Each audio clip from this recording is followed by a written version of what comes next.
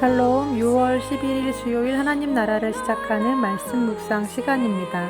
하나님께서 오늘 우리에게 주시는 말씀은 역대상 13장 1절에서 14절까지 말씀인데요. 오늘의 말씀을 젊은 삼유리 일순의 김용석 집사님께서 봉독해 주시겠습니다. 하나님의 말씀을 경청하십시오. 다윗이 천부장과 백부장 곧 모든 지휘관과 더불어 의논하고 다윗이 이스라엘의 온 회중에게 이르되 만일 너희가 좋게 여기고 또 우리의 하나님 여호와께로 말미암았으면 우리가 이스라엘 온 땅에 남아있는 우리 형제와 또 초원이 딸린 성읍에 사는 제사장과 레위 사람에게 전령을 보내 그들을 우리에게로 모이게 하고 우리가 우리 하나님의 궤를 우리에게로 옮겨오자 사울 때에는 우리가 궤 앞에서 묻지 아니하였느니라 하매 뭇 백성의 눈이 이 일을 좋게 여기므로 온 회중이 그대로 행하겠다 한지라. 이에 다윗이 애굽의 시홀 시내에서부터 하맛 어기까지 온 이스라엘을 불러 모으고 기럇 여아림에서부터 하나님의 궤를 메어 오고자 할세 다윗이 온 이스라엘을 거느리고 바알라 곧 유다에 속한 기럇 여아림에 올라가서 여호와 하나님의 궤를 메어 오려 하니 이는 여호와께서 두 그룹 사이에 계심으로 그러한 이름으로 일컬음을 받았더라. 하나님의 궤를 새 수레에 싣고 아비나답의 집에서 나오는데 우사와 아히오는 수레를 몰며 다윗과 이스라엘 온 무리는 하나님 앞에서 힘을 다하여 뛰놀며 노래하며 수금과 비파와 소고와 재금과 나팔로 연주하니라. 기돈의 타작마당에 이르러서는 소들이 뛰므로 우사가 손을 펴서 궤를 붙들었더니 우사가 손을 펴서 궤를 붙들므로 말미암아 여호와께서 진노하사 치심에 그가 거기 하나님 앞에서 죽으니라. 여호와께서 우사의 몸을 찢으셨으므로 다윗이 노하여 그곳을 베레스 우사라 부르니 그 이름이 오늘까지 이르니라. 그날에 다윗이 하나님을 두려워하여 이르되 내가 어떻게 하나님의 궤를 내 곳으로 오게 하리오 하고 다윗이 궤를 옮겨 자기가 있는 다윗성으로 메어 드리지 못하고 그 대신 가드 사람 오벳 에돔의 집으로 메어 가니라. 하나님의 궤가 오벳 에돔의 집에서 그의 가족과 함께 석 달을 있으니라. 여호와께서 오벳 에돔의 집과 그의 모든 소유에 복을 내리셨더라. 성경을 읽다 보면 우리의 이해로는 잘 납득이 가지 않는 이야기들을 만날 때가 있습니다. 이건 좀 너무한 거 아닌가 싶은 사건들이요. 아말렉과의 전투에 있어서 사무엘이 늦게 오자 사울이 사무엘을 대신해서 제사를 드렸는데 이 일로 말미암아 하나님이 사울을 버리신 이야기나 또 안식일에 나무를 하러 나갔다가 발각이 돼서 결국 돌에 맞아 죽은 이야기들을 읽다 보면 물론 그들이 잘못을 하긴 했지만 이것이 그렇게 버림을 받고 또 죽임을 당할 만큼 큰 죄였나 싶은 생각이 들죠. 인간적으로 볼 때 너무 가혹해 보입니다. 오늘 본문에도 그런 사건이 하나 등장하는데요.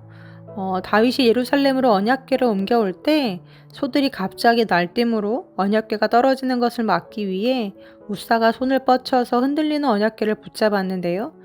언약궤를 만지지 말라고 하셨던 율법을 어긴 죄로 우사가 그만 그 자리에서 즉사를 당합니다.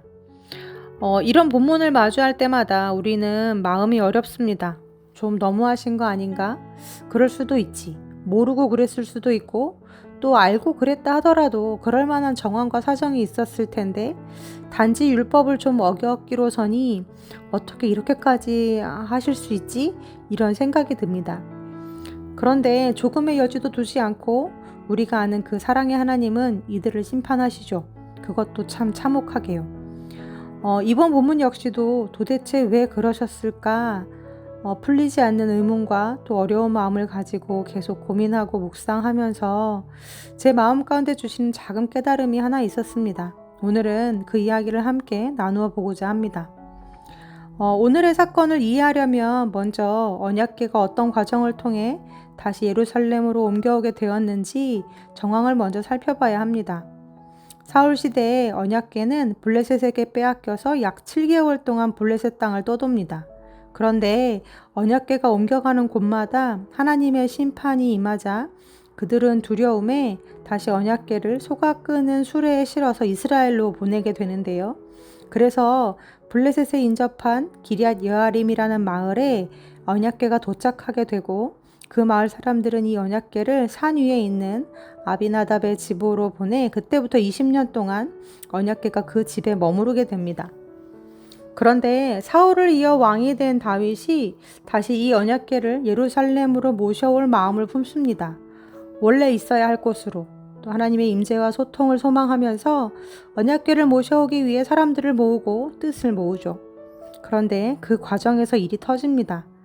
아비나답의 집을 잘 출발해서 예루살렘으로 오던 언약궤가 기드온의 타작마당에 이르렀을 때 무슨 이유에서인지 모르겠지만 수레를 끌던 소들이 날뛰기 시작했고, 이로 인해 궤가 심하게 흔들리자 이 일을 수행하던 우사가 그 궤에 손을 대었던 거죠. 하지만 그 일로 말미암아 하나님은 우사를 크게 내리치십니다. 성경의 기록이 이렇습니다. 10절과 11절 말씀인데요. 우사가 손을 펴서 궤를 붙들므로 말미암아 여호와께서 진노하사 치심에 그가 거기 하나님 앞에서 죽으니라. 여호와께서 우사의 몸을 찢으셨으므로 다윗이 노하여 그곳을 베레스 우사라 부르니 그 이름이 오늘까지 이르니라. 네, 이 말씀을 읽을 때 솔직히 물음표가 하나 생깁니다. 우사가 궤를 보호하려고 그러지 않았을까? 특히나 우사는 레위인도 또 제사장도 아니었는데, 그렇다면 궤를 손으로 만지면 안 된다는 율법을 몰랐을 수도 있는데, 아무리 율법의 궤를 손으로 만지지 말라고 하시긴 했지만, 그러면 죽임을 당한다고 하시긴 했지만, 하나님도 그가 선한 뜻으로 그런 거라는 걸 아실 텐데 왜 굳이 죽으셨어야만 했나? 네, 우리 하나님은 이렇게 무자비한 분이셨나? 라는 의문이 생기죠. 그런데요, 말씀을 묵상하다 보니 이 말씀이 떠올랐습니다. 내가 보는 것은 사람과 같지 아니하니 사람은 외모를 보거니와 나 여호와는 중심을 보느니라. 네, 무슨 말이냐면 하나님은 그저 우사가 단순히 언약궤를 붙잡지 말라고 하신 그 율법을 어겨서 죽이신 것이 아니라는 겁니다. 우사를 치셨을 때에는 그럴 만한 이유가 있었다라는 거죠. 이제부터 이야기를 잘 들어보십시오. 우사는 언약궤가 자기 집에 20년 동안이나 있었던 사람입니다. 언약궤를 옮길 때는 마땅히 고앗 자손 레위인들이 옮겼어야 했지만 다윗은 이 일을 옮기는 일에 그 집 사람이었던 우사와 아효를 시킵니다. 이들은 그래서 자기 집으로 언약궤가 들어오던 방식 그대로 소가 끄는 수레에 언약궤를 실어서 예루살렘을 옮기게 되죠. 물론 옮기는 방식부터 잘못되긴 했지만 더 큰 잘못은 언약궤를 대하는 우사의 중심, 우사의 마음에 있었다는 겁니다. 오늘 말씀에 보면 언약궤를 옮겨올 때 애굽의 시올 시내에서부터 하맛 어귀까지 온 이스라엘을 불러 모았다고 적혀져 있습니다. 그리고 이스라엘의 왕인 다윗이 직접 온 이스라엘을 거느리고 기럇 여아림의 아비나답의 집에까지 와서 궤가 나오는 장면을 지켜보고 있죠. 우사와 아효가 수레를 끌고 나오는데 그 앞에서 수많은 사람들이 노래하면서 온갖 악기로 하나님을 찬양합니다. 정말 그야말로 국가적인 큰 행사의 정점에 우사와 아효가 주목을 받고 서 있는 거죠. 그렇다면 만약 여러분이 우사였다면 그 순간 어떤 생각이 드셨겠습니까? 너무나 영광스럽고 자랑스럽고 감격스럽지 않으셨겠습니까? 마치 자기가 이 행사의 주인공인 양, 모든 사람이 자기를 지켜보고 있는 양, 지금까지 이 엄청난 걸 자기가 지켜온 양, 스스로 우쭐한 마음, 교만한 마음이 들지 않았을까요? 우리는 군중 속에 파묻혀 그 속을 모르지만 아마 하나님은 그 속을 들여다보고 계셨을 겁니다. 그리고 그 마음이 기쁘지 않으셨을 겁니다.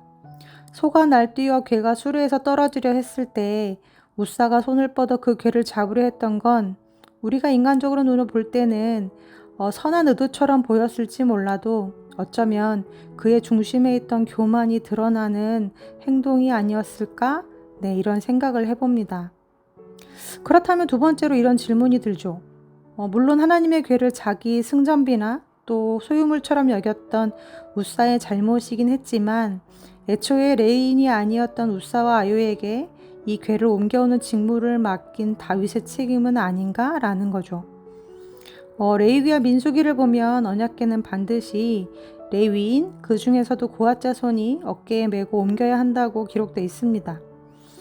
다윗은 그 율법을 몰랐는지 알았는지 어쨌든 블레셋의 방식으로 괴를 옮겨오는 걸 용인했고 그것도 고앗 자손이 아닌 그 집에 머물러 있었다는 이유로 아비나답의 아들들을 시켜 괴를 옮겨오게 했으니까요. 그날 그렇게 예상치도 못하게 우사가 죽임을 당하는 일을 통해 다윗은 무엇이 잘못되었는지를 멈추어 생각해 보게 됐을 겁니다. 그럴 때 다윗도 이 사건에서 자유로울 수 없는 이유는 그의 마음에는 하나님의 임재를 회복하려는 선한 열정도 있었지만 동시에 하나님 앞에서 온전히 선하지 못한 다른 인간적인 생각들과 정치적인 목적도 있었기 때문인데요. 사울에 이어 왕이 된 다윗은 분열된 지파들을 하나로 모으고 또 예루살렘을 정치적으로 종교적으로 그런 중심지로 세워 권력을 통합해야 하는 숙제를 가지고 있었습니다. 그 숙제를 해결하기 위해 하나님의 궤를 예루살렘에 안치하는 건 정말 탁월한 방법 중에 방법이었습니다. 하나님은 이 사건을 통해 우사의 교만뿐만 아니라 다윗의 이러한 불손한 동기까지도 점검해 보게 하시고 다시 하나님 앞에서 정결하기를 원하셨던 거죠. 이렇게 볼 때 결국 이 사건은 단순히 율법을 어긴 일로 우사와 다윗을 심판한 것이 아닙니다. 하나님은 사람의 중심을 보시고 다루신 것입니다. 이 일 후에 다윗은 자신의 잘못을 반성하고 회개하죠. 그리고 역대상 15장에 보면 다시 언약궤를 옮기기 전에 레위 사람들을 불러 정결하게 한 뒤에 율법에 명시된 대로 그들의 어깨에 메어 언약궤를 옮겨오게 합니다. 다윗의 앞선 마음보다 하나님의 뜻을 이 실패를 통해 배우게 된 것이죠. 하나님은 이렇게 우리의 중심을 보시는 분이십니다. 하나님은 단지 율법 조항 하나 어겼다고 진노하시고 심판하시는 분이 아닙니다. 하나님을 대하는 마음, 하나님에 대한 경외심의 유무, 그리고 우리의 중심을 보시는 분이십니다. 지난주에 우리 교회는 임직식을 가졌습니다. 이영호 목사님께서 김동호 목사님의 말씀을 빌어서 이렇게 말씀하셨죠. 사람의 충성이 과하면 오히려 문제가 될 수 있다고요.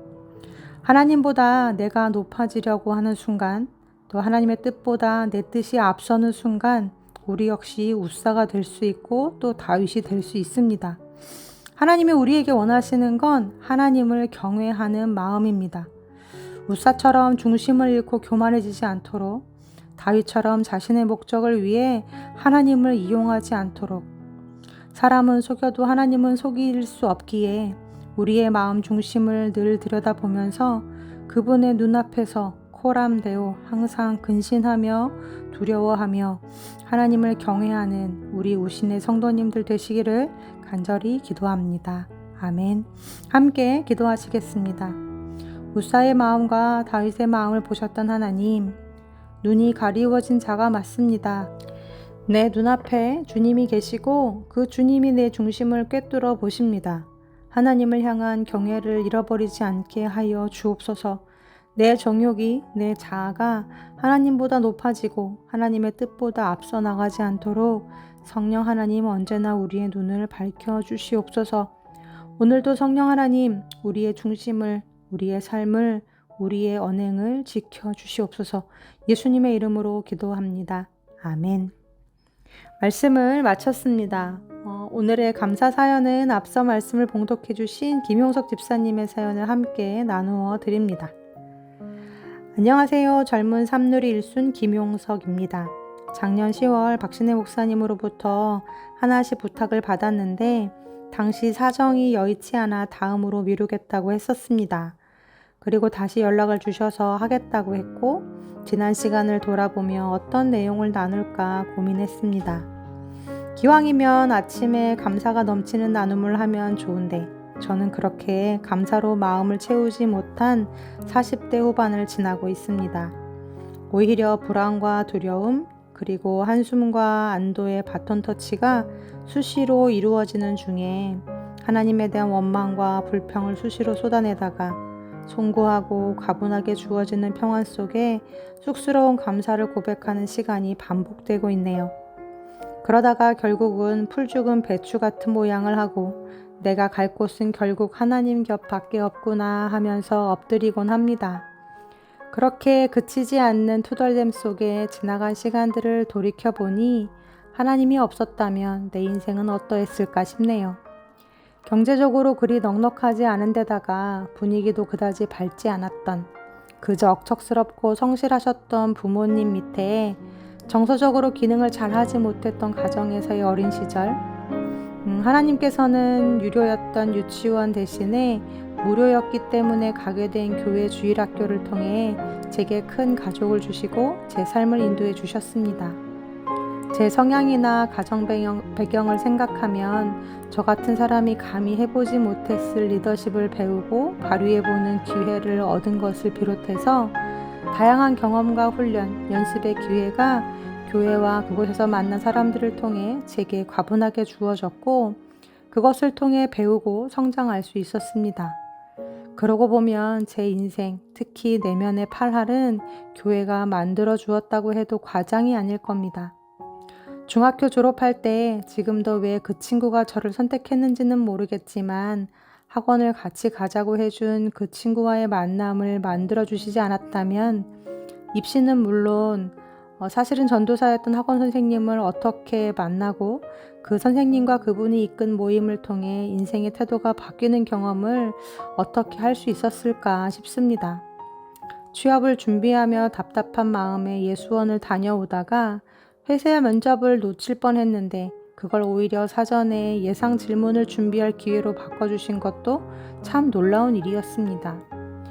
18년 차를 바라보는 가정은 여전히 지지고 볶으며 삐걱대기도 하지만 부족한 저를 참아주며 살아주는 아내와 아이들을 생각하면 은혜 아니면 달리 쓸 표현이 없습니다. 이 은혜는 가족들로부터도 주어지지만 하나님의 넓은 사랑이 아니면 다 설명할 수 없을 겁니다. 이 가족이 아니면 누가 저 같은 사람과 함께 살아주려나 싶습니다. 그럼에도 불구하고 저는 앞으로 당분간은 아마도 평생 불안과 두려움에 흔들리기도 하고 그때마다 투덜대며 살지도 모르겠습니다. 아니, 아마도 그럴 겁니다. 그러나 20대 중반, 그 당시 기준으로 인생 중에 가장 염려와 불안 속에서 고통받던 그때 무엇을 두려워하느냐? 너는 그저 나를 찬양하여라. 내가 너와 함께 하겠다 하고 말씀하신 하나님을 저는 아직 기억하고 있습니다. 불안과 염려에 푹 절어질 때마다 다시 한번 하나님을 향한 찬양으로 삶을 채워나가며 버텨나가 보렵니다. 오신 가족들도 오늘 하루 모두 평안하시길 기도합니다. 네, 이런 글 주시면서 우물가의 사마리아 여인처럼 이라는 찬양 신청해 주셨습니다. 집사님의 진실하고 또 진솔한 고백에 마음이 뜨뜻해졌는데요. 우리 눈으로 보기에는 모두가 잘 살고 있는 듯 보여도 집사님과 같은 이러한 개인적인 삶의 깊은 고백들과 또 예전에도 그렇고 지금도 똑같이 흔들리고 두려워하고 염려하는 또 바닥을 치는 경험들이 우리 모두에게 있으리라 생각해 봅니다. 우리의 이 연약함을 그분이 또 보고 계시겠죠? 오늘 우리의 중심을 보시고 이러한 연약함을 보시는 하나님 앞에서 또한 그분의 은혜와 긍휼을 잠잠히 구하면서 경외함으로 살아가길 힘쓰는 우리 모든 우신 가족들이 되기를 소망해 봅니다. 그럼 집사님 추천해 주신 찬양 들으시면서 더 깊은 묵상 하시겠습니다.